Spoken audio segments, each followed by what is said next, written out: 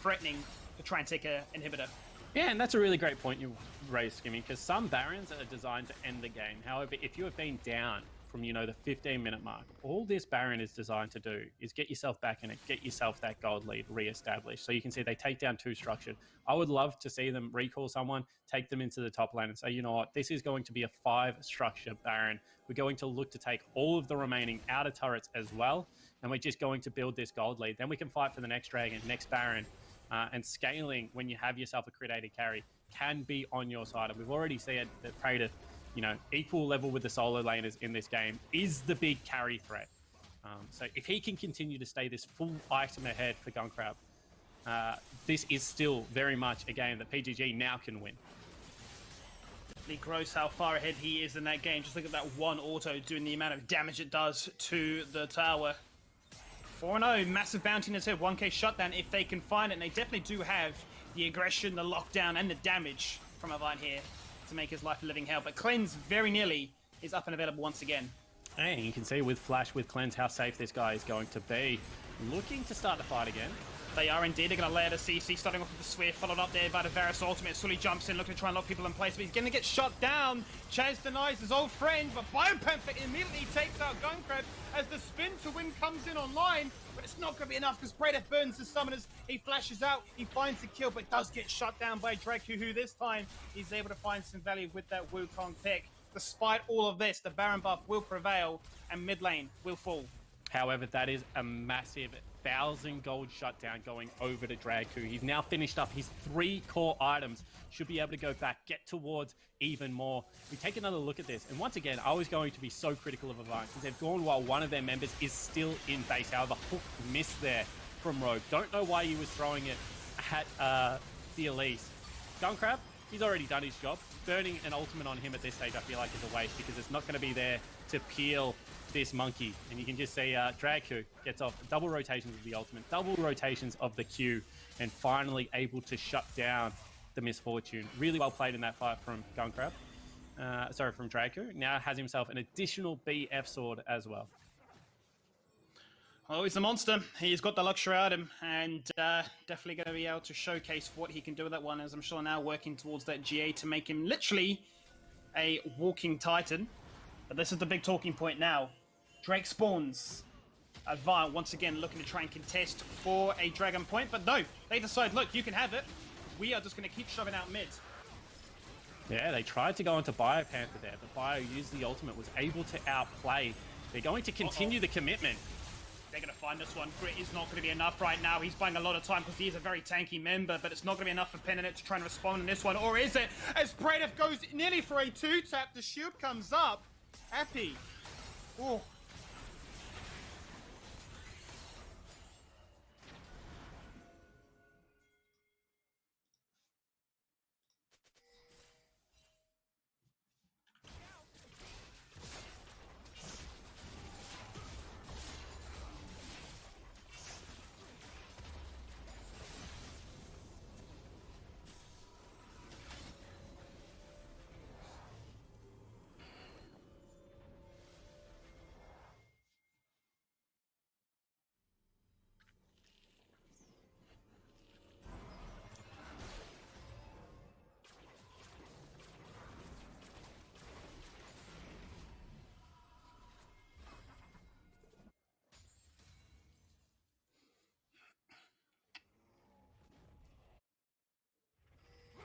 Yeah.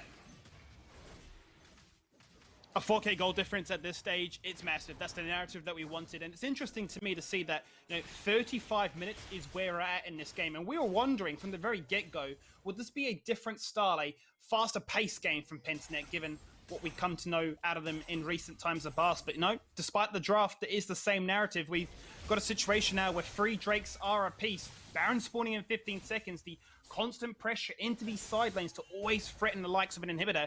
And now you're just getting more and more impact with this teleport. The fact is that he can just jump in at a moment's notice, and with that movement speed component too, both when Draku and him collapse, you're overrun with the amount of threats to try and deal with. Makes the likes of Rogue and Biopanther's job even more crucial to find the right pick target. Yeah, and once again, they've started up this Baron straight away. It looks like Avant not going to be contesting it. You can see that they've sat their Echo in the side lane again. See whether they go for this one, Skimmy. They're looking for this one, as I mentioned before. Teleport is available. There is a ward down if they need to try and use it, but he's just going to completely forego it right now. He just wants to go for this inhibitor, and that is what he will find. The Baron will not be stolen. As Pennet are looking to try and disengage himself out of this pit, scurrying around. Bipepper might be the sacrificial lamb to slaughter as he slam dunks down free, buying multiple times. They need to disengage, and this is the crucial reason why, because he is now threatening to try and take down these Nexus turrets. Baron, well, it does enough to try and stabilize them in this game, but Chaz, once again, just finding infinite value, holding that teleport and making them pay. But you have to say that Baron for one member is certainly worthwhile. And guys, I don't know whether my microphone's back. Just give me a thumbs up in the old Twitch chat if it is. But that was certainly a very risky call there, coming through from Avant Gaming. They get themselves one inhibitor, but it was already open, and they only lose by it. Who's probably going to be grouping at this stage of the game, so I don't think he cares that he died. I don't think he does either. At that stage, you could see him sort of resign himself in towards that Baron pit and says, look, take me, allow my members to get back to base, to buy those crucial item upgrades, to defend this Nexus from potentially falling on down. 65k gold, even as it could be 37 minutes in, absolutely insane narrative. 90 seconds until the break may just take place. Surely, Pensnet, with the advantage they have found, if they can keep Praetor alive, have enough to secure this Mountain Soul. Yeah, you would have to say so. He's got the healing cut now picked up in his build. You're seeing big items completed now for Get Back, as well as the fact that he is level 18, capped out. I think their tanks are well and truly online. And this is the first time in a very long time, Skimmy, where we've seen a mid-game go very heavily in favor of one team, and the other team just bite, claw, bite, scratch their way back in. Chaz, once again, looking for Bio. Yeah, every single time he's there, he's always giving Bio a fair bit of pressure. He's bullying, quite honestly, in this 1v1. And he's finding the better half of this one. Forced to actually request Sully's presence, say, please help me out, make it a 2v1, because I need a retreat, really, at this stage. You know, make that a 3v1. The whole of Pentanet responding now. Delete Chaz, put his respawn timer that high up in the game. Who's going to find that shutdown? Who's going to find that kill? Every skill shot missing. He's out. Chaz, he's free running. And I mean, 20 seconds left. They now have prime position over this Mountain Dragon as well for the Soul. And you can see that Chaz, he's going to live. He's very nicely done. So much time. That's insane. Mid lane is able to be opened up. And now that's going to force Pennet to go back to base. They've got super minions to deal with on bot lane. And mid lane now always a threatened open inhibitor. And you're just counting members right now if you're Avant. We've seen 4 of them. There are super minions in the base. We've now seen a 5th. Teleport. Double TP is also available if they want to go for it. This could just be the game right now. Chaz doesn't care about any Mountain Soul. It's not influential enough for him to try and secure this game. They just want to try and buy some time. Note how Avant looked to try and play this one out. Dragu buying time. Burning flashes. Chaz going to disengage on out here. He's got multiple embers this time. Oh my god, he's insane. Why are they not doing the dragons, Skimmy? You can see right now that they've chased everyone out.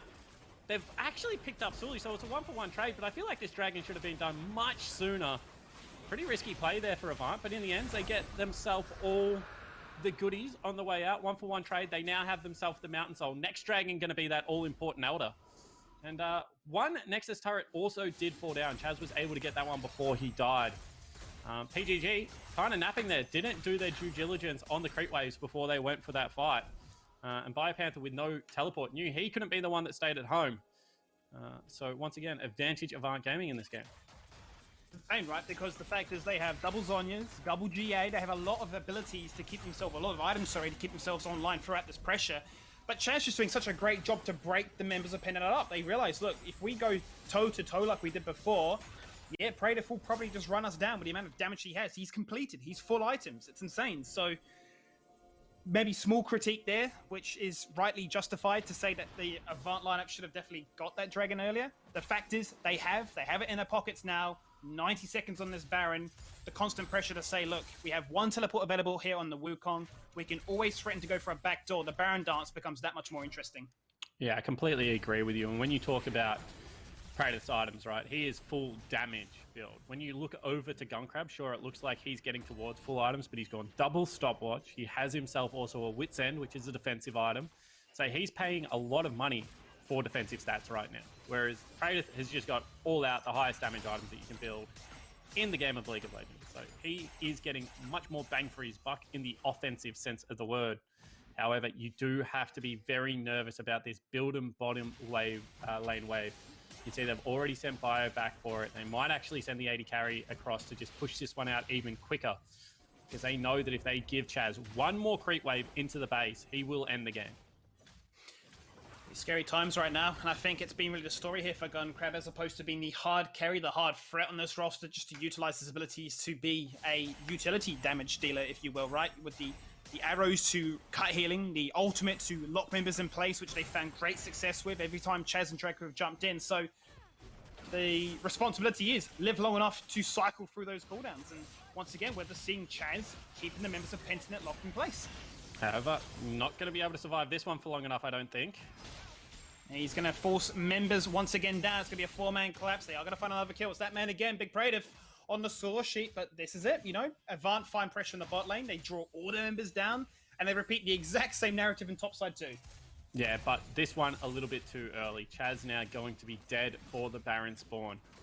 And as there is no bottom lane pressure, there is no way they can actually threaten to end this game. Oh! This is interesting right now.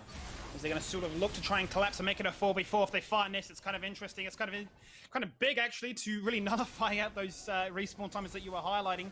Pentanet realizing this, they want to try and chase this one down, knowing how much of an impact Chaz has been in these games. They have a lot of disengage potential, not to mention 3 Mountain Drakes to their name with those resistances. Won't be enough, though. Pentanet find it.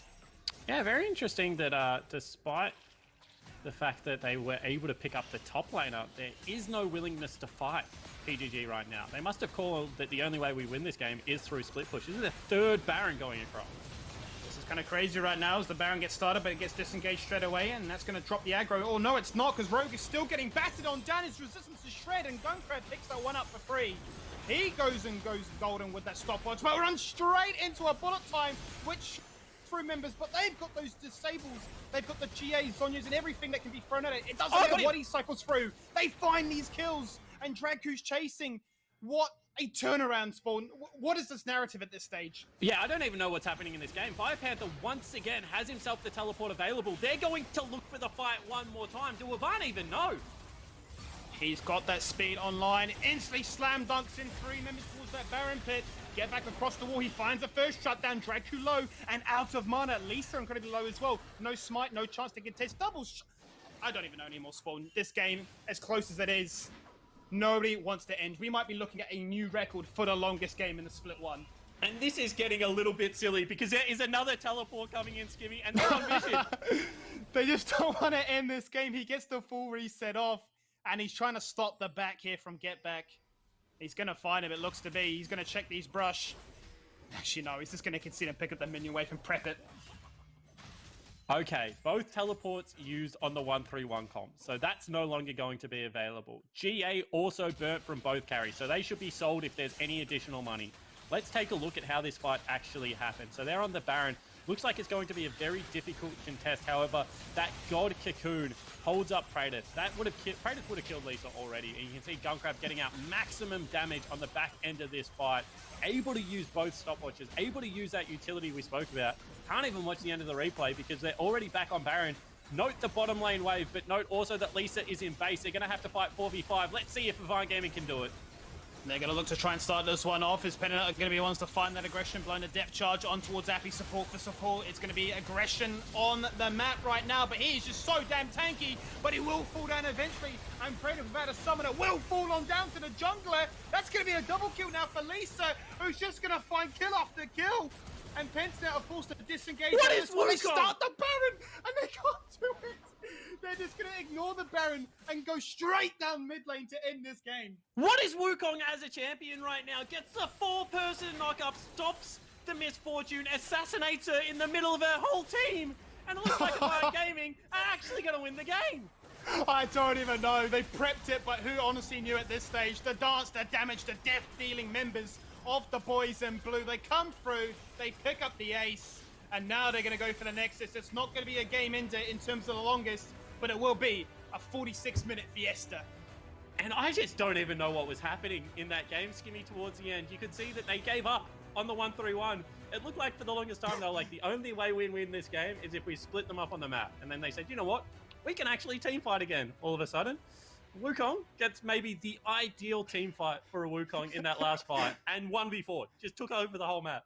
He was limit testing, right? From that dragon at the very start of the game in bot lane where you're like, look, that is way too early. He tried it. He's tried it again. And the final decisive team fight secures that and showcases this is what a reworked Wukong can be like. It was pretty stupid. Yeah, and I mean, that now ties them on wins, I believe. And I actually think that Avant might have played a couple more games. What have they played? They've played 16 versus 15. Yes. Yeah, so Avant's played one more game. But if PGG drop another game, I don't even know who they're playing next.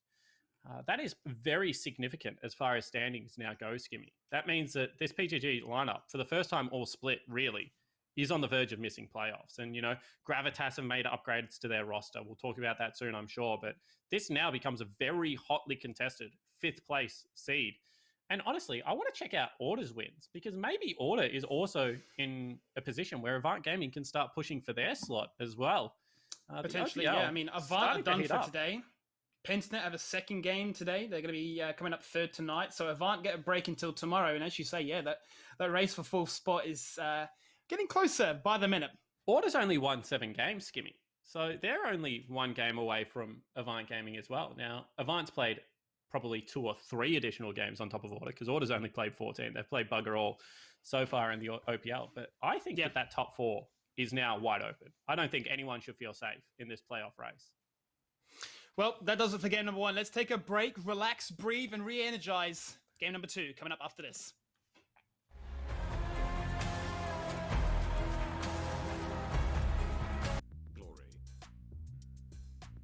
All right, let's get this thing started. We are having a break. Oh, the broadcast is having a break. I'm on Twitch TV. What I'm going to do now is I'm going to see if I can do all the things that I thought I could do. There you go. There I am. I'm on the screen. I'm on Instagram. I'm on Twitch. I'm on LinkedIn. Welcome to the broadcast. You're watching Gravitas Games. You're watching the OPL live on Twitch. How you doing, Bambi? Can see you in the Twitch. Thank you very much for the wave. Yes, and you're a moderator, so go for your life. So, what are we trying to do here as I go and check to make sure everything is actually working? It seems to be. The stream seems to be going through. We're currently on Twitch. We're on YouTube. Sort of, I think. It's trying to get its way through. I'm on LinkedIn. Hello to all my LinkedIn friends. Hey, Jace, I'm on Instagram Live over here. You won't see the game. But if you're on Instagram Live, go to Twitch TV, Gravitas OCE, and you'll be able to watch the game. The game's going to start in a couple of minutes. And what I want to do with this is explain, the best way I can, explain League of Legends. I am by no means an expert. Because I have never played the game, right? I own the team, but I don't know the game in its intricacies. That's why I have coaches. That's why I have professional players. So, what we're going to do today is, I've always, over the last 12 months, since acquiring Gravitas and forming Gravitas, I've been telling mates, hey, check it out. Check out esports. Check out League of Legends. And what normally happens on a day like today, we'll be playing at 5 o'clock or 5:15, those kind of things, and they'll be saying, what's happening? What are you guys doing? What's actually happening in the game? And I end up having to text backwards and forwards and backwards and forwards and telling you what's happening in the game. That does not scale. It's really hard to text 10 mates at once. So I'm hoping the audio is actually working. So please give us a thumbs up, Trashley and Bambi in the chat, that you're actually hearing me. I want to just check, can you actually hear me? Because if you can't hear me, it's going to be audio's all good. That's great. Good to hear. So what I want to do today, I could be doing the whole game by myself. I could be, hopefully not. I will be joined with some guests to help explain it. I'll be also joined by some people working behind the scenes with us at Gravitas. Because unfortunately, with everything that's going on, there's nothing else on. And so what's happened with the league in the last 2 weeks is normally the guys would be going into a studio in Sydney and playing in a physical studio side by side and then going into the broadcast and having a chat on the couch. Obviously, we live in different times and we're in complete lockdown. Stay at home, wash your hands, practice social distancing, all of those things. We have been doing that all split. All of my guys live at their own homes. My coaches aren't even in the country. We are taking social distancing to its nth degree. So today we are playing the Dire Wolves. It's a big match. The Dire Wolves are one of the top 3 teams. The guys that you're seeing there in the hangout, they are the casters of the match. Normally they would be in a studio. The guys at Riot have done a terrific job to pull together a online broadcast. So they're, just like me, broadcasting from home and broadcasting the game. So after this game, what I want you to do is to watch another game. So the guys there, Nick Boy Richardson in the top left corner, Jake Spawn Tiberi is in the top right. He's a caster and also a coach of one of the teams in Order. Rusty, who's having some problems with his video, and Skimmy, who is the play-by-play guy. They're the guys that do it professionally. I am a mere amateur at casting League of Legends, but what I can do is translate League of Legends to people I know in the sports business who might follow footy or basketball or cricket, and try to understand what is this game, what is it like. So what's happening now? My guys are in what is a draft, and so they will start picking their champions and things like that. But we'll get into that. We're actually going to hopefully have Calvin, one of our coaches, join me. So while we're waiting for that, what I do want to do is I want to introduce my team. Right? So head on tennis. I hope you're both watching on Instagram, but then also coming over here on Twitch. Really good to have some viewers coming in from all around the world. So tennis is in South Africa. Are you in America at the minute, St. Louis? But yeah, really good to have people tuning in from all parts. Just checking that all the channels are working. Now, what I was getting to was doing an intro for the team. So let's get into it. First of all, we've got our captain, Jordan. Pralis is his name. So every player will have an in-game name. Jordan Fernandez is our captain. He is 20 years old. This is his second year with Gravitas. He was our jungler last year, and he is back. So by virtue of playing every single game, he is the games leader for Gravitas, playing every single game. After Pralis is our captain, we have someone returning. The great Jackson Parbu Pavone, 2-time All-Star. Jackson is known for and famous for beating Faker. For my friends who are watching that have never heard of League of Legends and don't know who Faker is, the way I describe it in football terms, if you took Neymar and Messi and Ronaldo and put them into one player, that's who Faker is. And Parbu, he beat Faker in a 1v1 match. So he makes a comeback because we're now moved to an online league. Jackson lives in Melbourne and he's now able to play. So I'm really glad to be able to welcome Parbu back to the OPL. Our mid laner today will be Suman. He's 22 years old, has been around the traps and played with the Dire Wolves once or twice and played in the OCS.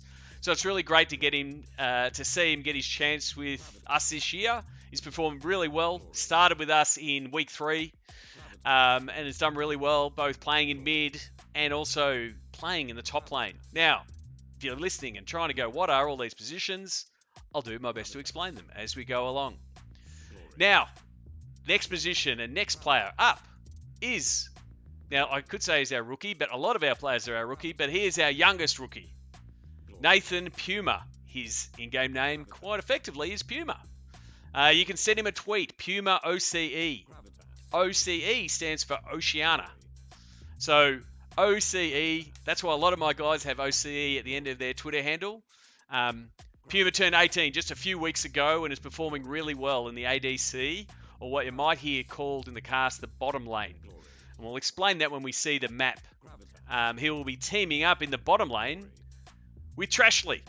Ashley White, 20-year-old. Again, you can see OCE. TRASHLEY OCE is his Twitter handle. You can send him a tweet. He will be playing in the support role in that bottom lane. So you will see him team up with Puma in the bottom lane. Now, that's the 5. It's 5v5. That's what League of Legends is. And so normally what happens is you have 5 guys on your roster. Not at Gravitas. We have a squad. And I want to introduce you to some of the squad. So the guys not playing today, but they could be playing tomorrow.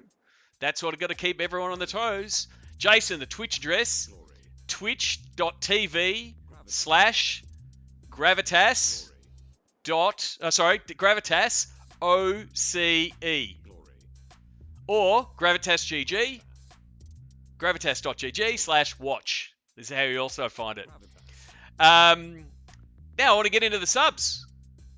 One sub that's not playing today but has played very well throughout Split 1 in both the mid lane and in the top lane has been David. He's 21. Beats OCE on Twitter. Said Beats a tweet.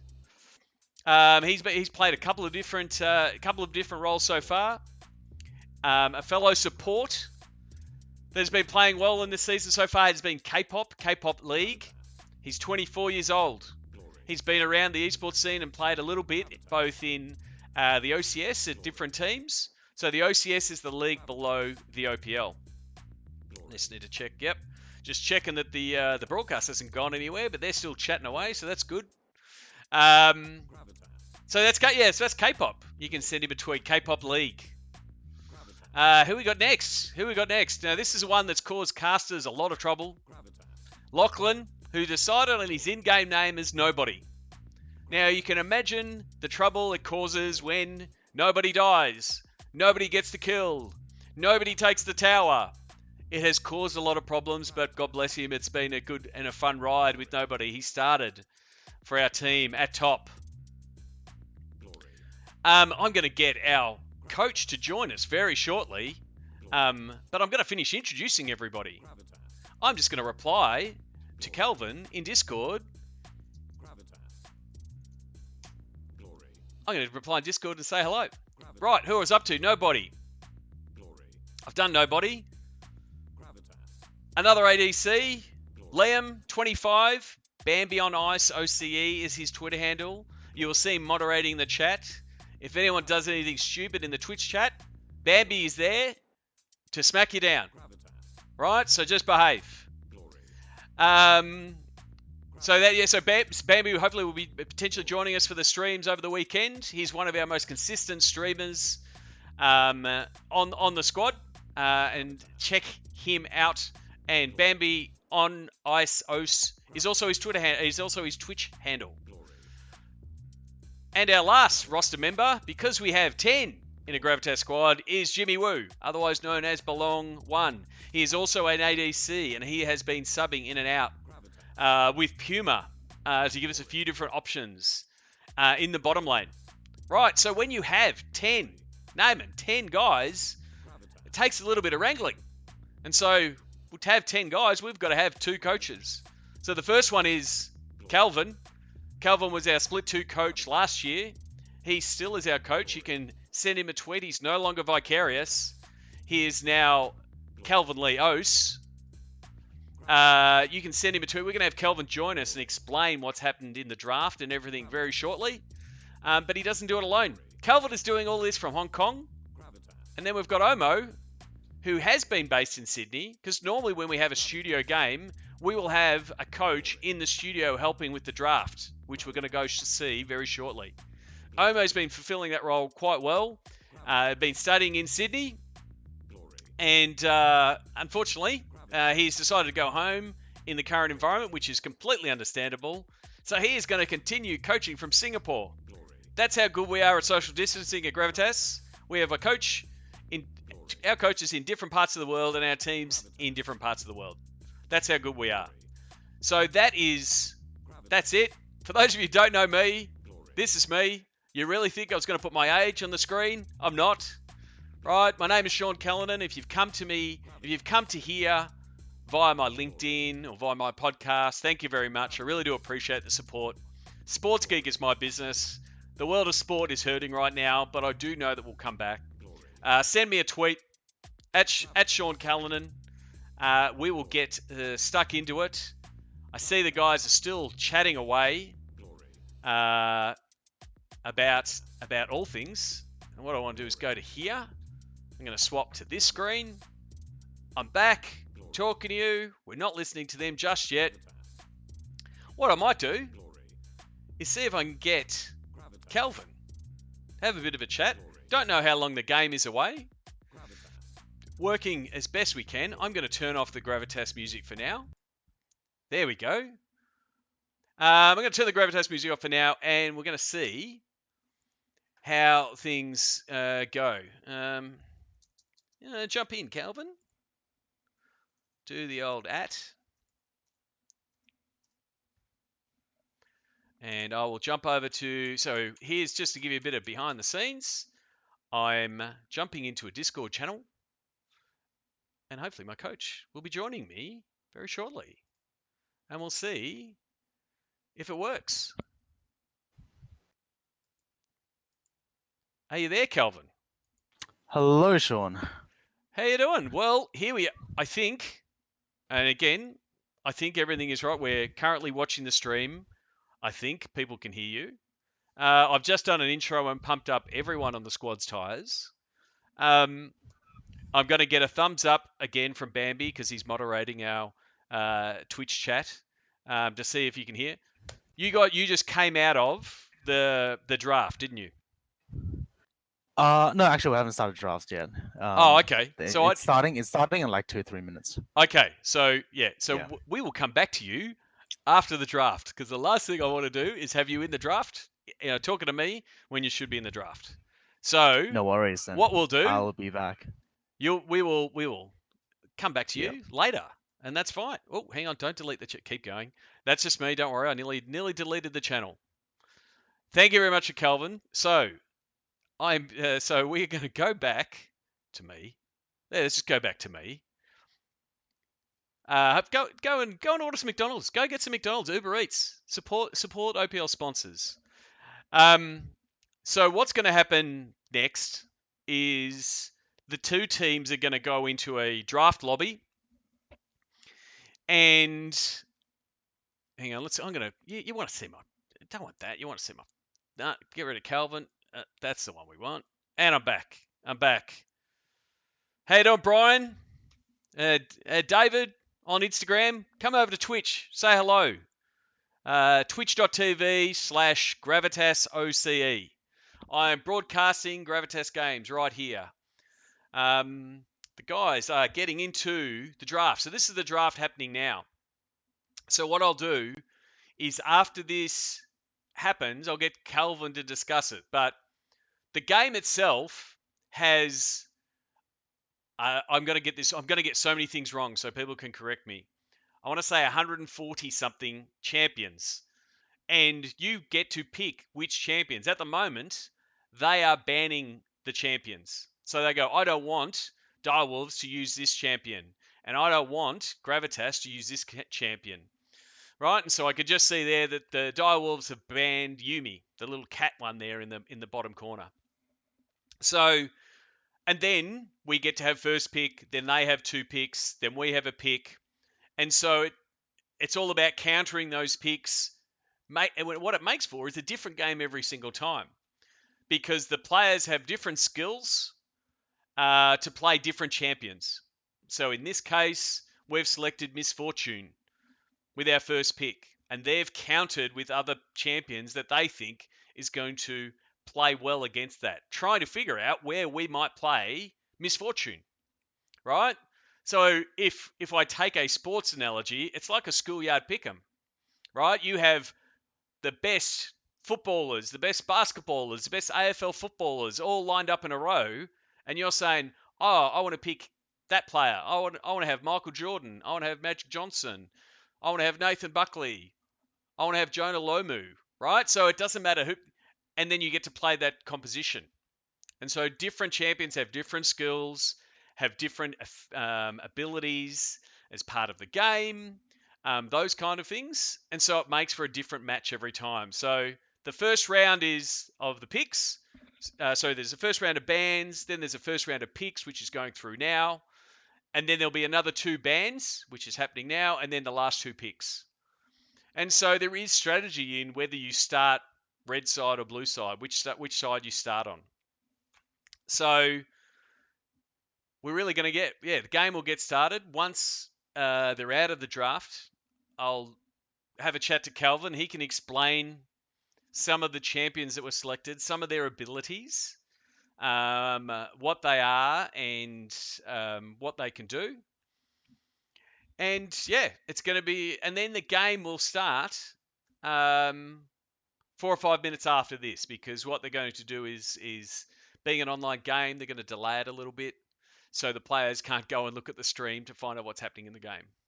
Okay, because you would be able to find out, oh, that's where someone is on the map and those kind of things. So if you have got a question, send them in via the Twitter, via the LinkedIn, via the Facebook.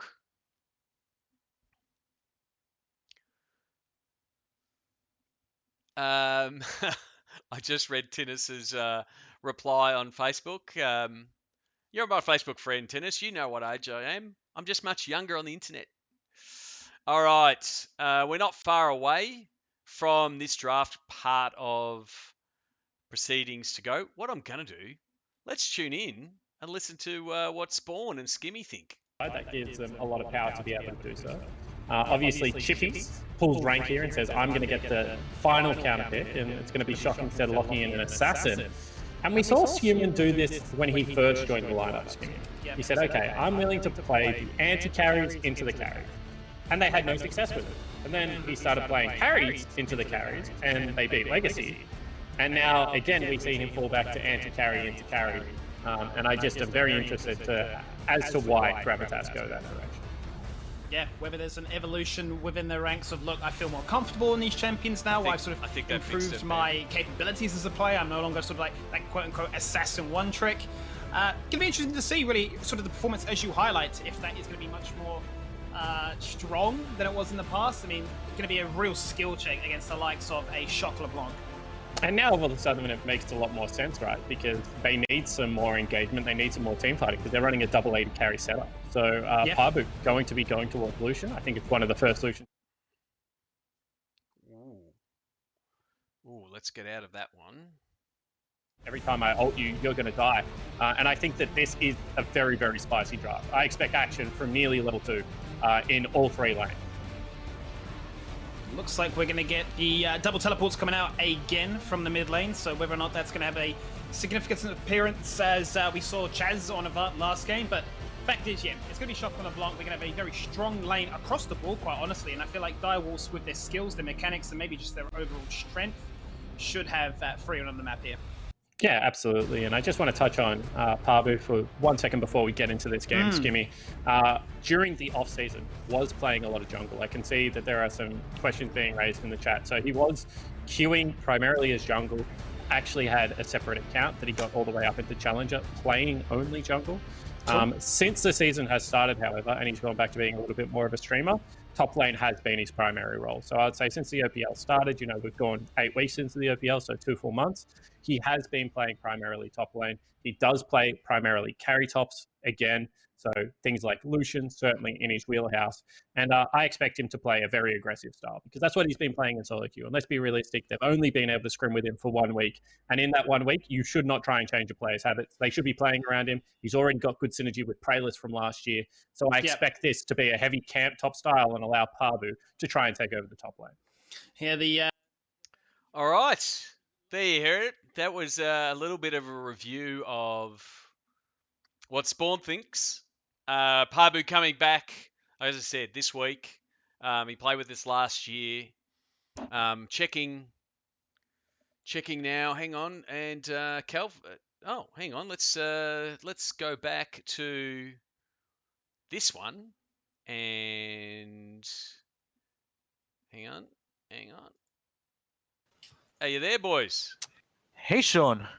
I'm joined by both Calvin and Omo. Hello. How you doing? You got? We're doing all right. We're doing all right. There we go. There we go. There we go. All right, we've got both of you. So, we've got both Omo and Calvin. Had a quick chat with Calvin before. You've just come out of the draft. Can you explain first of all just what are the champs we selected, and tell the people who are watching what the champs do? Either All one right, of you.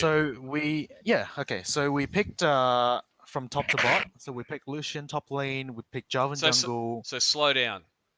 Okay. So we picked Lucian is. Yep. Parbu's going to be playing Lucian Lucian. is top lane. Yep. Yes. And so what does Lucian do? If someone's looking for Lucian, what does it look like? What do we expect from it? So Lucian is like is a marksman champion. So he's Yep. he's a range champion, and the thing that he looks to do is he will look to bully the lane.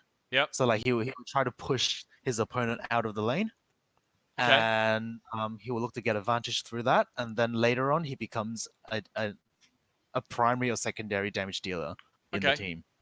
And Omo, what about who is Prayless playing today in the jungle spot?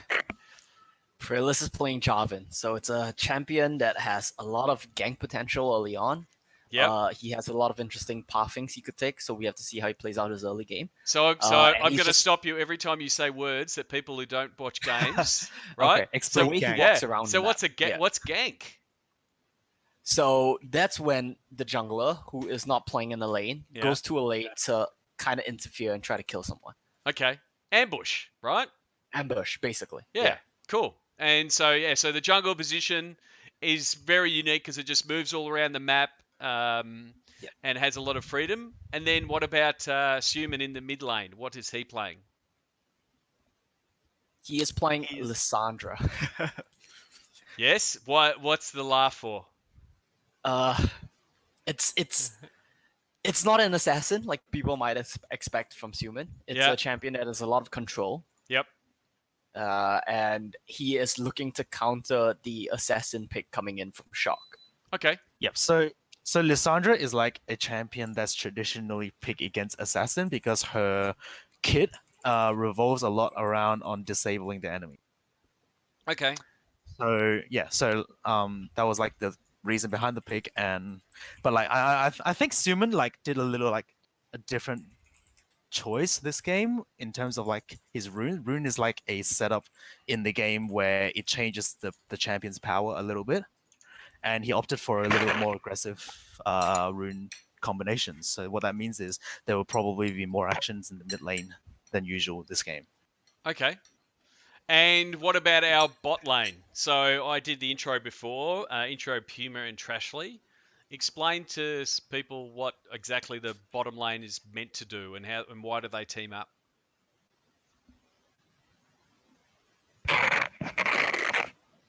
So the bot lane is normally two people. Yeah.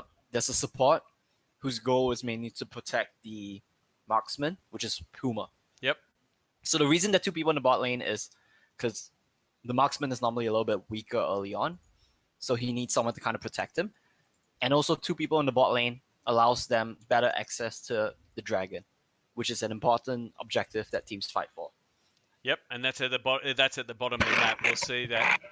I don't know if it's your audio, Omo, but it gets scratchy every time you're, I don't know, playing with the... I think it is Omo. Yeah, I think it's me. Sorry, I'll try to fix it. That's all right. And so, well, I don't know if I missed. What champion is Puma playing? So he's playing Misfortune. That's right, that champion, yes. So that champion is he actually has been in meta. Like meta is like it stands for most effective tactics available, I think. Okay. But I think that was where it come from. But so she has been a popular choice for marksman for like the last couple of months in competitive league because she is fairly all round and she scales pretty well into late game as a primary damage dealer. All right. Well, thank you for explaining meta. Much like Bambi, I did not know that's what it stood for. So what was it again? Most I think it's effective most tactic effective available. tactic available. Yeah, Okay. I think that was what it stands for. So my stream is about to start. So the last, what's Trashley playing? TRASHLEY is playing Nautilus, so it's a champion that that's usually that would look to engage, and he engages through hooking people towards him. Okay. And so, no, that's not right. That's not right. That is a highlight play from Yeah, I know. Yep. TRASHLEY. Yes. Yeah. I was like, that's a really early game, and now I've realised I've got some. That's want to turn that off. That's what I want.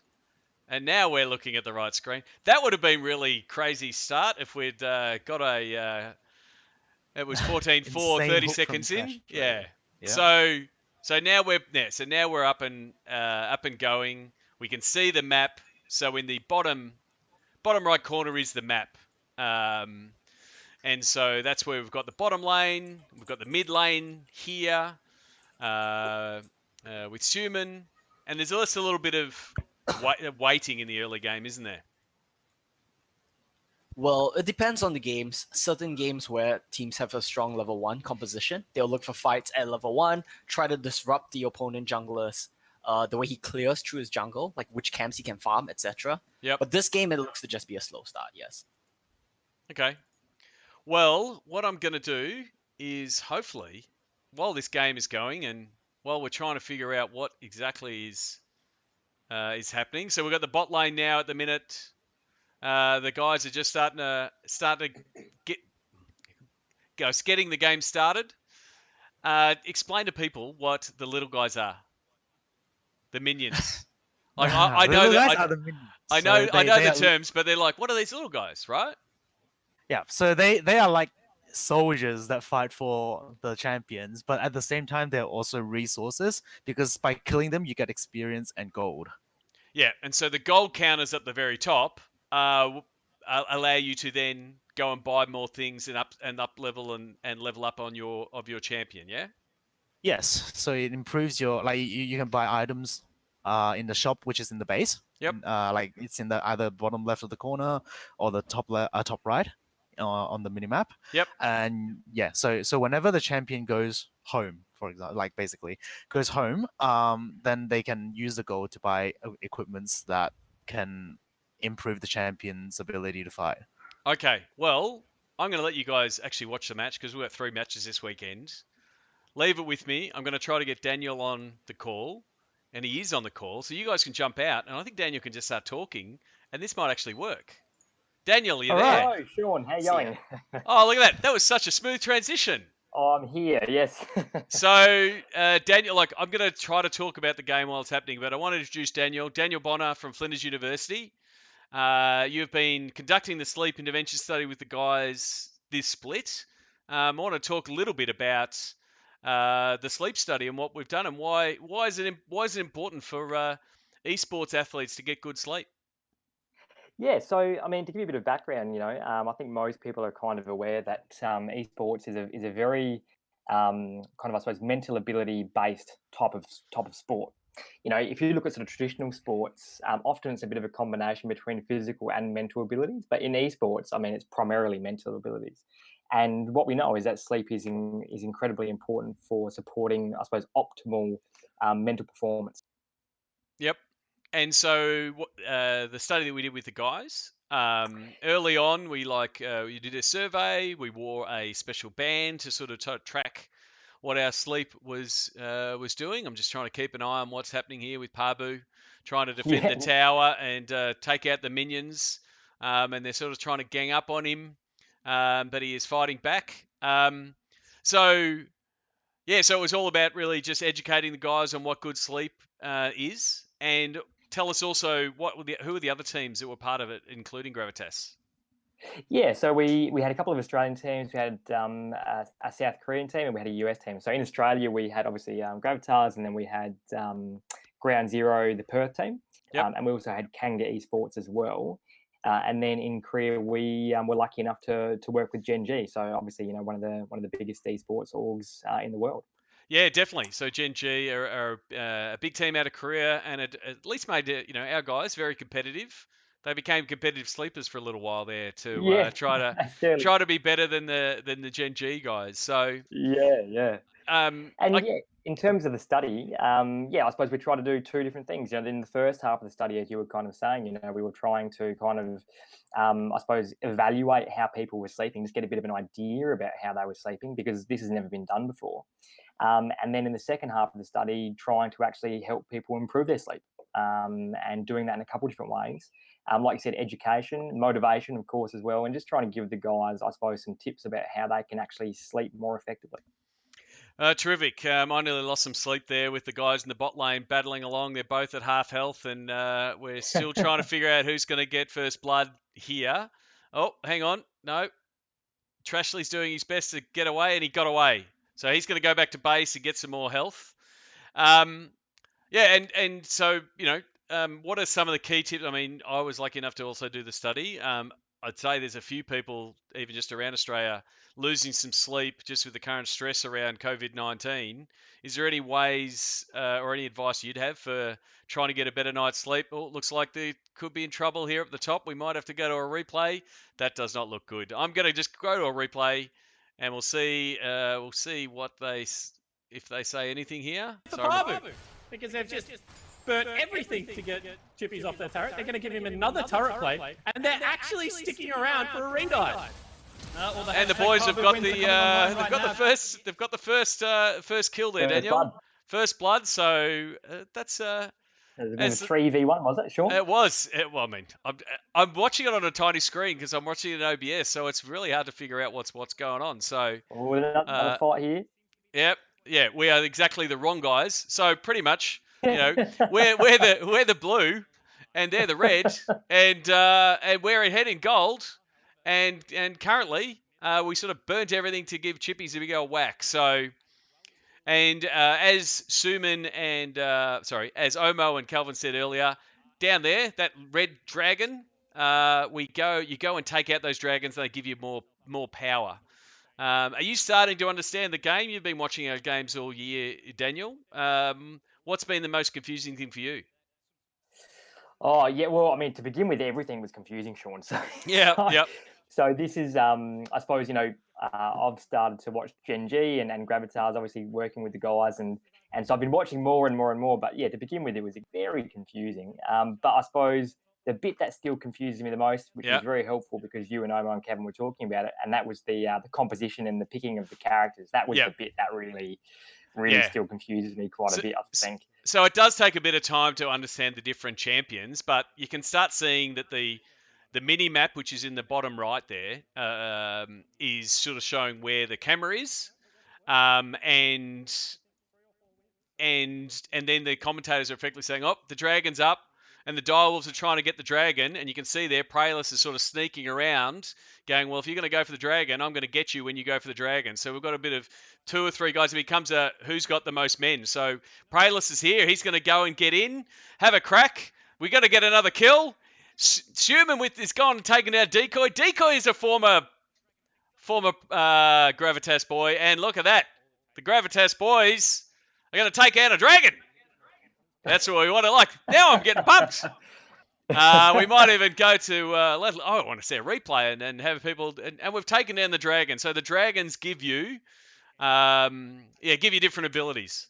So I wasn't expecting you to be. We're going to go to a replay. Now I'm going to take that off and hit the transition, and we'll listen to the replay. He's on his way down to this play. He doesn't care about the creeps in the mid lane, and I feel like Decoy is just caught in no man's land between both Miru and Vital.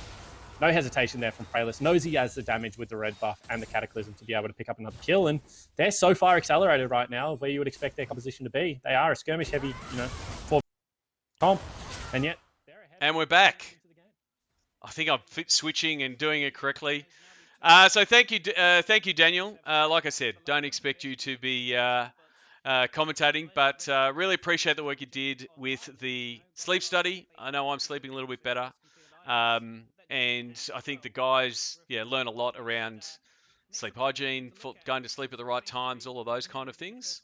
And the good thing is, like I guess before we do wrap up, like the reaction time of the guys was really important if they get the right amount of sleep, wasn't it? Mirror has been getting to the plays on time here, but he's doing it at the sake of costing himself a little bit of fun. That the team's reaction time actually improved. Yes, and hopefully I've had enough sleep and my reaction time allows me to keep doing the appropriate switches of the TV. Thank you very much. Enjoy the rest of the cast. Hopefully we have a Gravitas win, and I will talk to you soon. No worries, Sean. See you later. Cheers, mate. All right. Let's just get out of the Discord there. No, I don't want to delete the channel. All right. Now what I'm going to do is I'm going to check to see if anyone had a question. As we're trying to figure out exactly what's happening, and as I go to zoom in a little bit, we're leading 3-0. So 3 kills to 0. Gold, 17,000 to 15,000. And now there is a bit of a battle, I think, around the Rift Herald, which is that big bug-looking creature up here. If you take him out, he can then crash into a tower. When you take down a tower, you get more gold. You get more gold, you buy more stuff. So I'm just going to quickly go around, check if there's any other commentary on the different channels, on Twitch and YouTube and the like. And sort of just keep following along. Got to be careful of that hook. And we see here I'm going to turn off the broadcast for a second so I can hear myself. There's a little bit of a fight up the top. TRASHLEY again, trying to have a crack at decoy. Are we going to get another kill here? Misfortune, Puma. Suman on a killing spree. We do get another kill. I mean, there's another fight around the Rift Herald. What do you know? The Gravitas boys have come to play. And we're going to take down the Rift Herald. And what you'll see here is the Rift Herald will give... So we take down the Rift Herald, then they can summon the Rift Herald and power it into a tower. You take down a tower, you get more gold. This is the early game. The game has swings and roundabouts. And it can level and change depending on the dragons and the objectives you get. So Rift Herald is an objective. Dragons are an objective. And later on we'll see things called barons. But at the moment, I'd be saying this is good. I'm going to end the Instagram live because it's just using the internet that I don't want to use. As we're just checking, and there's the replay, meant to flip to full screen. Let's listen to it. Even rotated across towards the Rift Herald, so they fight 2v2s. The jungler, who is very fed and very tanky at this point, creates enough distance that they can't follow. Human sees a window to be able to pick himself up a kill. Pabu was there as well. And Dire Wolves, unfortunately, looking a bit uncoordinated at this stage of the game.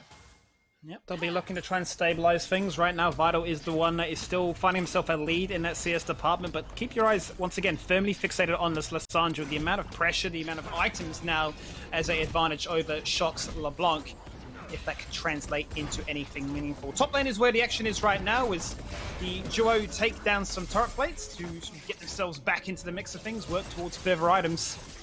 But the bottom lane is where Gravitas will trade things out for, and find a better trade once again, because the Rift Herald has been spawned. Yeah, I mean, it's an interesting trade for sure, because if Vital gets himself solo turret, then it's definitely in Dire Wolves' favor, in my opinion. If there is one area that you would say is stronger. So here we go, taking down towers, and there we go, seeing the Rift Herald summon to take down the tower. So you take down the tower, and then it allows the minions to push further into base. As you take down towers, you get more gold. And that allows you to buy more things as I swap between the full screen and the replay. He dives forward here to clean out a wave, and I reckon he's going to die. Yep, that's exactly what happens. Pabu picks himself up a kill. Frozen Tomb, and there's not really anywhere you can go without a cleanse in that stretch of imagination. So Game on. Yeah, Gravitas definitely in the driving seat. The second Drake. Herald's in their pocket as well, finding ability to take down these structures. Yes, it's only 1-for-1, but with this gold lead, 3k at that, you know, you're looking at major items spread out between the members of this team. Yeah. So, let's recap where the game is right now. We have 5 kills. We're a little bit ahead in gold. We've got 2 dragons. You can see up the top there. They're the 2 dragons. 1 tower each. These are 1 tower each. There's another. And then along here, this is where you can see how the players are going. So here's Parbu. Here's Parbu on level 10. Praelis on level 9. Suman on level 11. Puma on level 9. And so if you're looking at them compared to their opponent, if they're upping their level quicker, they're effectively in front. Oh, we're going to have another crack at Chippies. Praelis is going to chase him. No, he's going to let him go over this time. Praelis loves playing a bit of Jarvan. It is one of his favourite champs. So that's where the game is right now. And now it just becomes who controls the map and who controls the vision and knowing where the opponent is and trying to keep them away from key objectives to allow them to flip the map. So there again, you see TRASHLEY and Puma working together. TRASHLEY's providing protection and Puma firing off his spells and firing off his shots as he can. Again, don't know what I'm talking about, people. But like, this is the weird thing. This is the weird thing about watching your own team play. I've been a sports fan for many, many years. Sorry, Titus, I'm not going to tell you what age I am. And I was always, I was an Avids fan, Melbourne Tigers fan, a Collingwood fan, go crazy, yell from the stands like most people do. I feel like I'm calmer watching our guys. I don't know if it is just getting a bit calmer in old age or what, but I'm just very philosophical, just even. And now in this matchup, Dire Wolves are 3rd on the ladder and we are 7th. We are putting up an amazing performance right now, but it is still very early in the game. There's so many. What they do talk about in League of Legends is win conditions. So do certain champions get to a point where they're just unbeatable, right? So can Chippies keep nailing all these minions, get more gold, get his items up, and then he just becomes unstoppable and his damage is more, right? So there's a whole bunch of things that can happen in the game around the objectives that can change the game. And so that's why dragons are so important. Some dragons are worth more to other dragons. Some dragons are worth more to certain comps. So again, the composition of the roster, what champions you might have, a certain dragon will give them more damage and those kind of things, and they'll fire their shot and it'll just chunk away someone's health bar really quickly. So at the moment, it's a little bit of, hey, how do we protect the space? At the moment, it looks like my guys are trying to make sure that they've got enough vision around the Rift Herald, so they can go get the other Rift Herald or around Baron and those kind of things. So it's a bit of a dance. I'm sure if I flicked on the broadcast with Skimmy, he would probably say it's a bit of a dance. It looks like there's going to be a bit of a skirmish and a bit of a fight, maybe soon. You can sort of see them grouping, figuring it out. Is there going to be a fight around this Rift Herald, or are our guys just going to go whack? So the Dire Wolves might know that we're trying to get the Rift Herald. That might cause them to come over, or they might give it to us. And it looks like they're just going to let us have the Rift Herald. But what are they doing? Are they doing something on another side of the map? And there you go. Chippies is taking down a tower. So it's a bit of a trade in this instance. And so again, they got some gold, but we've got a Rift Herald. We can apply that Rift Herald to take down a tower quicker. So it's a bit of toing and froing at the minute. TRASHLEY's got one of those champs with a big old hook. So keep an eye out for that. And this little tank, this guy down here, I can't remember his champion. BAMBI will tell me in the chat, or someone will tell me in the chat. And we have some of the Rift Herald. We're going to try to take down the mid lane. So there are 3 outer towers, and then there's more inner towers that are protecting the base. So we've taken down the base, and now we are headed to take down a dragon. And so normally at this point, we're getting pretty excited in the Gravitas house. This is a really good game. And again, from where I'm sitting, it seems to be a good game. All the indicators, kills, we're doing well with towers and things like that. It's a matter of finding out what the next part of the game looks like. Let's listen into the OPL casters right now. With their pretty much free Warmog's passive, Skimmy. And I think this game is becoming quite dangerous. Now, obviously, it's still only 2,000 gold, and Vital is still a monster. He's got an additional QSS over Puma at this stage of the game. He's significantly far ahead, still 1,000 gold up. So definitely not out of the woods yet if you are a Gravitas fan. But you can see that gold lead in the mid lane is really what it is all about. And that's All right, so I'm just going to catch up sort of what Spawn said. So what he's looking at in the mid lane here, you can start seeing some of the stats. But their win condition is here with Mir versus Puma. So again, Suman having a great game in the mid lane and getting bigger and bigger and having more gold. But it is about, there's still opportunities for Dire Wolves to come back. And now we've got some action around the Baron. So the big worm looking like dragon thing is the Baron, and you take him down and you get extra power and extra abilities, and it helps you, again, tips the game in your favor a little bit more. So let's just do a bit of a check-in. We are 21 and a half minutes through. The gold is only 2,000 apart, 2 towers apiece, 3 dragons to us.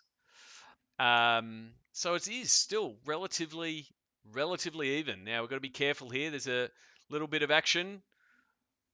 Someone hiding here in the bush. Are they going to come out and gank? We heard Omo talking about ganking before. No, that's not happening. What is happening? I cannot believe they didn't check that brush.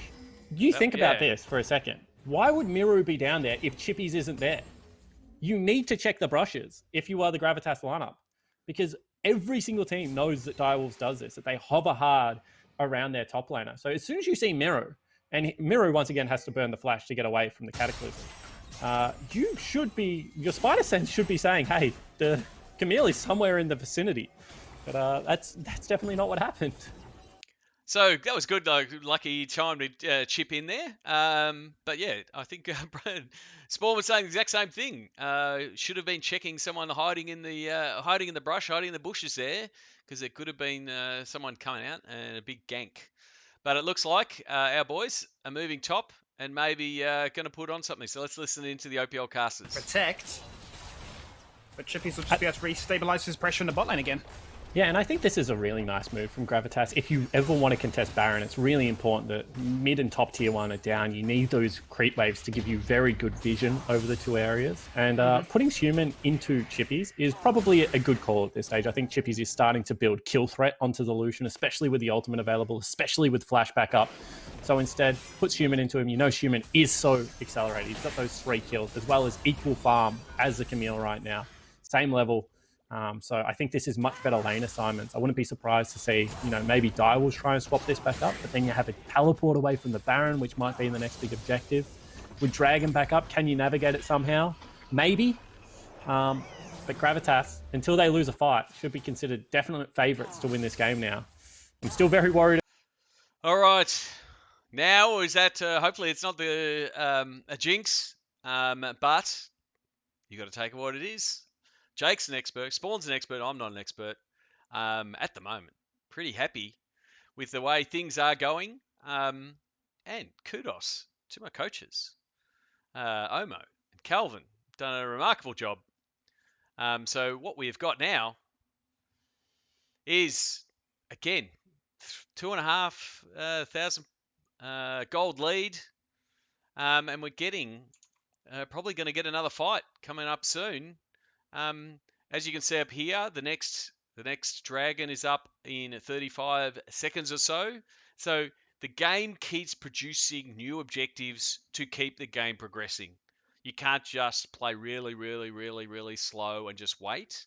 It keeps producing these objectives that potentially help your comp, help your team get better. And so that's what the Dire Wolves will now be looking for. They'll be looking for something to help them find their win condition, whoever it is they think it's around.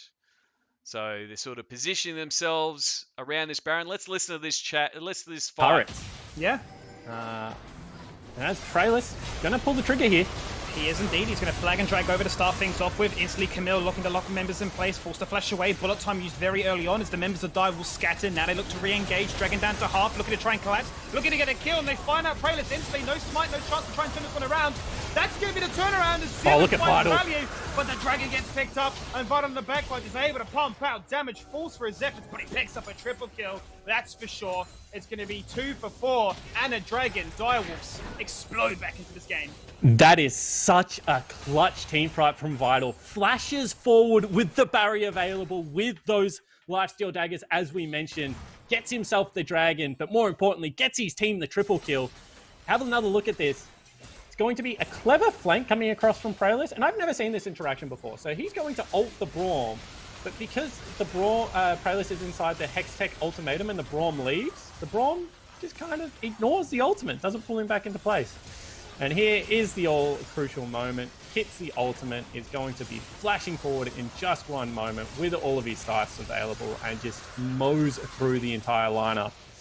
That is how you want to play a Felios, ladies and gentlemen. As aggressive as possible, and very nicely done from Vital.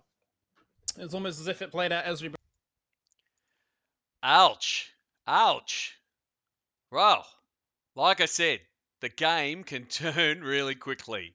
And so in that instance, 4 of our guys were killed.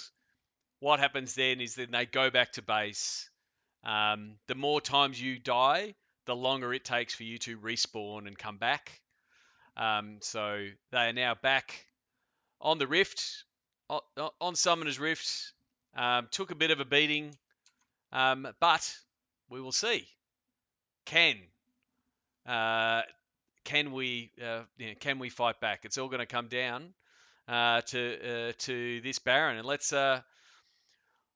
see, and let's see if the guys.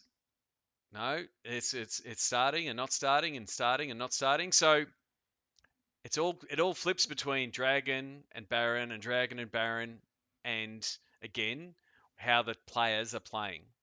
I'm not explaining it technically correctly, but sometimes it is harder to understand the true technical nature of some of the commentary. But let's try to listen in to see how this Baron takedown happens. There's one-shots. I think Gravitas sort of understanding the situation now. Not that they're going to start the Baron, they've definitely controlled the vision around it, but realizing that, this game is being put on a slight timer with how far Pabu is behind to his ADC counterpart. Yeah, and I mean, when you have a look at Pabu, he's obviously very worried to go towards that bottom lane. I'm surprised they didn't send Suman there again to try and deal with chippies, because I certainly think the Lysandra is going to have a much easier time of it now than what the Lucian is going to. Lucian's strength at this point is that he's going to turn into a crit 80 carry in the latter stages of the game, going to build himself an Infinity Edge now, potentially going to look for a Zeal item next, and then will be 2 80 carries versus 1, despite the fact I would still probably rather have the Aphelios, who is greatly accelerated. Yep. And I think that when you have a look at this game, Dire Wolves are just, once again, keeping the map really big, not crowding an area, Skimmy. They're making sure that they're playing the smart game of League of Legends, and they're trying to make Gravitas feel the squeeze.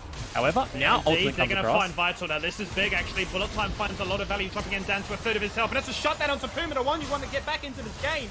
Double claims used, Q assists are gone. Probably going to find a massive culling that gets blocked in place by Decoy. No shield, and he's forced to disengage away as well. The pain, the pressure. Now, surely Baron is an option on their cards. It is an option, but I don't know whether they can still commit to it. Chippies has teleport. You can see that they're going to start this one up. They know they're on vision, and Dire Wolves are going to give it. They've sent Miru back to base. Wow. Dire Wolves really respecting how far ahead Vital is, not feeling confident enough, I suppose, to even contest this one. Baron's going to be picked up here by Gravitas. And that's going to be viable and online for this next Drake, spawning in 1 minute. Yeah, and I don't think Vital's flash is going to be up in time. So we saw what actually happened there was Jarvan just willing to throw everything at Vital because he didn't have flash. And one thing about keeping the map big, as I've been complimenting the Dire Wolves for, is your AD carry has to play on the precipice of danger every single wave. Vital giveth, Vital definitely taketh away in that situation there, Skimmy, because as he dies, so do Dire Wolves' hope of ever challenging that Baron buff. So, the Baron, as I was just saying there, is really important. It's important to us, and it's important that the Dire Wolves didn't win it. So, at the moment, the game is still. I'm not calling it because again, Jake's not calling it, and Spawn, the caster, is definitely saying there's a few different scenarios and a few different team fights, and they're going to start pushing them and be a bit more exciting coming around this Dragon. So again, let's tune in with the guys from the OPL. I don't know if I love this call from the Gravitas lineup. Vital's flash is back up and available. They do not have the same kind of threat on him. And instead, they're going to look for the coin flip. No level 16 on Shock just yet. Siemens level 17. ADC still working towards it as well, but the rest are definitely online with those fully completed ultimates. Dragon going to get started down to half right now. Dival's doing a great job of zoning them away. He got it! He picked up here. Braylers gets the Ocean Souls. The fight continues. River fighting Mantis Valley. Oh, you good things. Putting out multiple members. That's a Your double beauty. triple. Puma. A slow start in the first 25 minutes, but he finds a Dragon. He finds the kill. And he's just basically got this game under wraps. He might. That's pretty good. To quote Larry David, pretty good. That was a really big fight. It stopped them in their tracks, and now you can see our guys starting to push into base, taking out further towers. There's 3 to take down, and the inhibitors here pushing back and to continue pushing and having our minions fight their way into the base. This has been an absolute awesome performance so far. I hope I've explained some of it to you that are watching, maybe for the first time. Unfortunately, Pabu has been taken down, and you can see there his timer to come back is in the 40s. Let's go back to this let's go to full screen to see this replay and listen in. Pabu pumps so much damage into Decoy, and Praelis wins the 50-50 smite. Now, TRASHLEY, no hesitation at all. Flashes into this pit, great knock-up hook onto the man that you need to be able to kill. Vital still has flash available, but there is no time to react to a Nautilus flying out of a brush like that. And that secured his team, the Ocean Soul, and secured them the team fight. Upgraded that QSS now to a Mercurial Scimitar, so extra life steal to compensate, not going for a Bloodthirster, but the all-important cleanse does have flash available. He's waiting for that barrier to come online as well. Need to see a big team fight come out from this man, because it has definitely been the story of when he finds a kill, his team definitely finds success. And you can see right now that Gravitas playing heavily around this bottom lane wave, Skimmy, trying to chase Chippies off. Chippies has himself a GA now. This is the 3 items that you need on Camille to be able to teamfight. So he's certainly first to level 18 as well. You can see how much farm they funnel into this man. But we'll see whether they're actually able to defend these turrets. Yeah, there's a 2-level difference between the junglers right now. Praelis level 14 to 12 of Miru. And as you say, turning their attention now towards Chippies, making sure that he can't find that success. And this is what double AD carry comp can do. Shred through structures, kill objectives very quickly. Finding a hit in mids. Now, so what we're trying to do here is just trying to limit the win conditions of the Dire Wolves. Let's take out another tower, push back, let our minions keep fighting away, and really make the Dire Wolves really work for it. So, again, at the moment, Gravitas Glory. Let's put a bit of that on. Glory. Gravitas. And then we'll go back to the game. We'll play a bit of Gravitas Glory later. But at the moment, the guys are playing really well. Pabu is in a really tough matchup at the minute. But what we're finding is Suman, who's on the screen now in the player cam, and other guys are really stepping up. So the casters were talking about Praelis Suman, they're 2 levels above their direct opponents, and so that's really really important because it makes them really tough to handle. And so it will make it tough. And what they're doing now is making sure that they're ready for potentially what the next Baron might be. And the next Baron may really just push the Gravitas boys over the edge. And by that I mean be able to push through for a win. So that's where we are. That's where we're recapping the match. Maybe this is the problem all along. I should just ramble on while our Gravitas games are going, and we might win. It must be me. It's all about me. Let's go, boys. Let's take out that top tower. Just clean up the business upstairs. Get rid of those.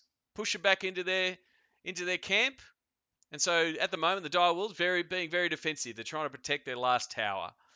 And we're making sure that they've got a lot to handle. And we're also going to be having minions pushing around. But it looks like we're going to go back to Baron, and there will be potentially a fight, or we're going to go for it. You just do this. You just sit with your carries in the jungle, and you just look to pick anyone up. Chippies, however, going to zone them out. And I think that Gravitas have really played a little bit too scared here. They now know they're on Baron. You don't want to ever 50-50 this. Dragon also coming up and available. You hate to see it, but I think that could have been played a little bit better, Skimmy. I don't know if we get to a situation where the base is just a straight push. Obviously, these objectives are online. I'm getting very close to the Elder Drake, whether or not that becomes the priority. We do see a... So the bit there that Spawn was talking about was the boys could have gone a bit harder, but let's go. Let's check out what this is happening. Goes on down, Chippy drops in very aggressively, looking to try and isolate that 5 members. It's going to be a double kill from Misfortune to start things off. We're going to shut down onto Misfortune straight away. He's going to find more kills, but it's going to be all lighting up green. It's all going to be blue. I don't know what colours it is right now. It's going to be Gravitas regardless. They've done it. They've won the game. Teleport. They've get the ace. He's going to TP into the base. He's going to go for the end. And we said Yo, beauty. Be a threat all throughout. We're taking down. This man. What a big fight. I'm going to go away from the guys. Let's get back into the... going to go away from them. Back to this one. I'm going to transition to the right one. And we're going to take down the tower. The Gravitas boys are going to get the win. They're going to get the win here. This is awesome. Go, you good things. What's happening? Kill! The mid-inhibitor is going to fall down to Winions again. He's going to survive for such a long time as the Frozen Tomb comes out. He takes Lee Sin down before it even can be considered as an option. He can't end for such a long time. Oh. But these minions are going to pile on into this base. And the respawn timers, they need to deal we with gave top it a good too. crack, but not quite. Okay, so they can't end. However, they are going to get themselves an Elder Dragon. There is no jungler available right now, Skibby. There is a Baron buff available on Summoner's Rift. All of the base is broken. There is only one Nexus and one inhibitor available. So Gravitas, the parade was out. It was playing the music. But unfortunately, the game still continues. 30 seconds on Human, only 9 seconds on Miru. Can he actually get out of base? Can they defend this Baron? How do they do it at this stage? They have no vision, no ability to even step up forward. Elder Drake now online, working towards Baron with the double ADC. That's going to fall down very quickly. Come on, boys. Take it down. With the vision reveal, and he realizes it's not possible. They're going to be resigned to their base. They need to find a fight in this jungle, surprise style, before anything can take place. Yeah, but they're not going to get it, and that's very... Whoa. Well, let's recap. We are way ahead in gold. We're 7 ahead in kills. We've broken the base. I believe you, Ronald. GOV got this. I know you said that 10 minutes ago, but I don't want to jinx anything. Come on, you good things. Let's get the let's go and take the base. Let's finish it. Oh, what's happening here? They're going to be sort of parked here and going to stride a battle. Let's listen in. The Cataclysm have locked them in place. First going to fall on down, but it's going to be a double kill to start things off with. And everything else is gone. That's it. Vital. He was a massive component of the composition, but he's not going to be able to do anything to make this narrative. Here we go. Elder Drake executes. Way to go, Pavu. Down, and Gravitas take down the Nexus. Glory. Gravitas. How about that? Glory. Gravitas. Glory. How about that? Gravitas. Victory! Glory. Gravitas. Glory. Awesome work, boys. Gravitas. Awesome work. Glory. Gravitas. All right. Glory. That's amazing. That's Gravitas. amazing. All right. I didn't expect Glory. to be casting a Gravitas. game and have us win. Glory. That's even better. Gravitas. So let's see if I can move forward Glory. and get these things working. Gravitas. All right. Glory. Let's, I am Gravitas. going to be joined. Glory. Gravitas. I'm going to be joined by a couple of Glory. players. Let's see if we can get them in. Glory. Gravitas. Glory. Gravitas.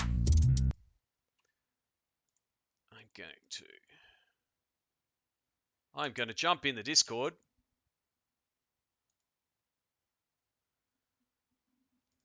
Transition to this bad boy. Turn this one on. And I've got Pralis and Pabu with the win. Hello. Hi. Welcome. Way to go, guys. Freest game of my life. Gosh. How awesome was that? It was good fun. That was good. That was so good. It was.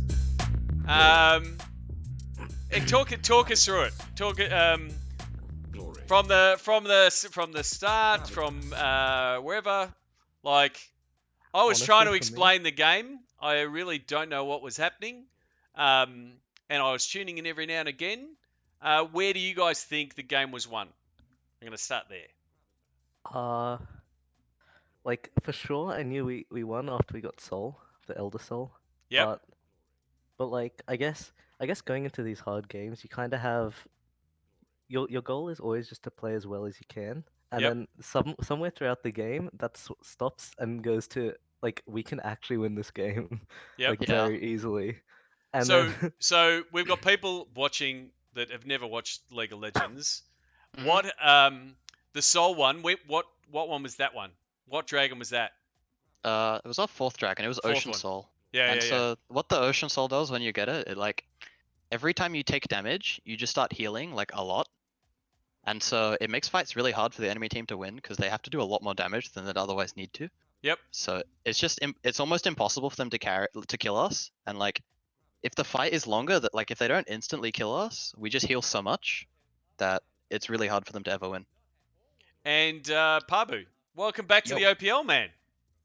It was good fun. That game was a bit of a. I mean, I played well, but it was a bit of a sad game because I'm playing basically after the first 5 minutes, I'm just hiding from the Camille, trying not to die to like Camille Lee Sin. Yes, yeah. So it's like it's a bit of a spooky game to play, but I played it out fairly well. I made one pretty big mistake, but apart from that, I played out the game pretty cleanly. So I'm happy with how the game went today. And how were the boys in the on the comms as that late game was happening? Because there was one point there, and Spawn was calling it that you were nearly took the base and then you had to come back and have a go. What was, again, keep it PG, but what was going on in the comms when you're like, we're gonna take it? Well, we definitely thought we won, and then we didn't, and we're like, but even then the we looked at the enemies rest. thought they lost. Yeah. We looked at the rest of the game, and then we realized that it was really hard for us to lose anyways. We get Elder Baron, like it's so hard for them to actually do anything. So it wasn't too concerning. We definitely did get amped up, and then had to bring ourselves back down to reality. So Well, very good. Again, awesome performance. I think I now have to randomly talk over every single Gravitas game. I'm 100% win record as casting the games, so I'll have to continue. And yeah, Pabu, 100% in 2020. So indeed. we'll have to keep it up. As always, go wash your hands, stay safe, don't social distance from everybody, which you are doing. We're the most social distance esports team in Australia, with you Very in Melbourne, Pabu in Melbourne, Pralis in Sydney, Calvin in Hong Kong. We do really well at social distancing. So thanks very much, guys. I will chat to you guys tomorrow. and we've got 2 games tomorrow. The Chiefs and Pentanet. I did not know that last week that was the first time that Avant had ever beaten Chiefs. Did you guys know that?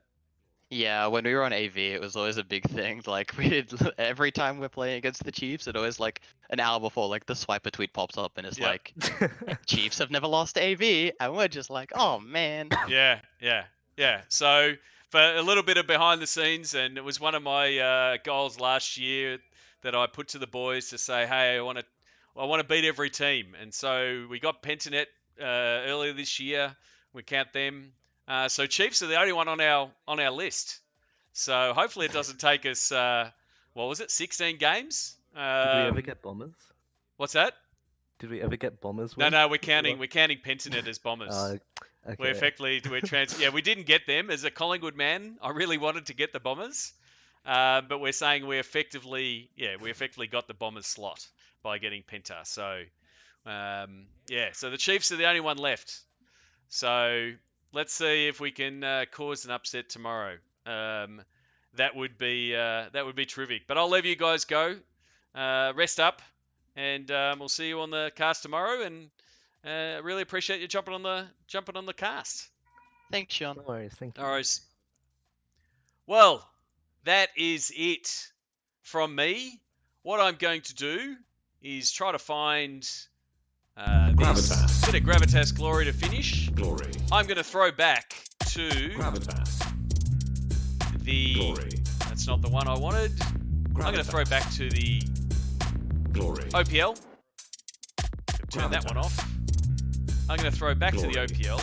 Turn off Gravitas Glory. We want to hear what the guys are saying about... pajamas on, you know, like. No, they're the talking about stars are pajamas. still They're not there, yeah, talking tip. about Gravitas just yet. But you can watch... hang on, I'm going to do... No, not that one. Get to the right... I'm a bit flustered. I'm honest. I'm a bit pumped and flustered. Whoa. Casting games is tough work, and casting your own games is tougher. But that was bloody awesome. Thank you very much for the people who did tune in on all the different channels. Why not? Yes, I see your post in the Twitch. You can join me in tomorrow's cast and explain some of the stuff that I'm getting wrong. So I'd love to have you on. Likewise, if you can help me with the cast and want to join in, I think I've got my shit together now. I'm not after I meant to say that. But thank you for everyone who's joining. Thanks to everyone who is behind the scenes. Special shout out to BAMBI. We're really thinking of you, and hope today went well. And yeah, well done to the coaches, Calvin and Omo. I'm going to throw you back. I'm going to throw you back to Nick Boy. No, that way. Nick Boy's over there. I'm going to throw you back to Nick Boy and the OPL. Watch some more OPL.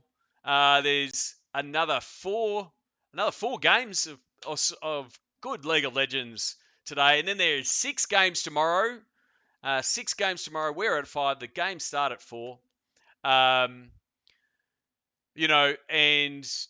it. Start understand. Like when I started and when I was lucky enough to acquire Gravitas, I'd seen a couple of games. I didn't know what was going on. You can now see that I don't know what's going on, and you understand it. But I know enough to be excited about cool shit. And when we take Baron, or we take down a tower, or we take down a real important dragon, I know that happens, and I know to cheer. So I hope I helped you understand that a little bit. I will try to get some people on the cast for tomorrow to explain some of the nuances of the game and the champion and that kind of stuff. What I will say is, like I did say to Parbu and Pralis, please stay safe out there. Stay at home. Watch some esports. Support the OPL. Big shout out and a big thanks to the guys at Riot OS for allowing me to do this.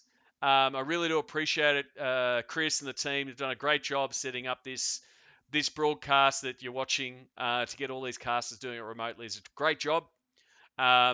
and really looking forward to seeing what the OPL can do in the coming weeks. So thank you very much for watching. I'm going to stop the stream, and if you're on Twitch, it should flip back to Riot, but if you don't, go to Riot Games OS on Twitch to watch.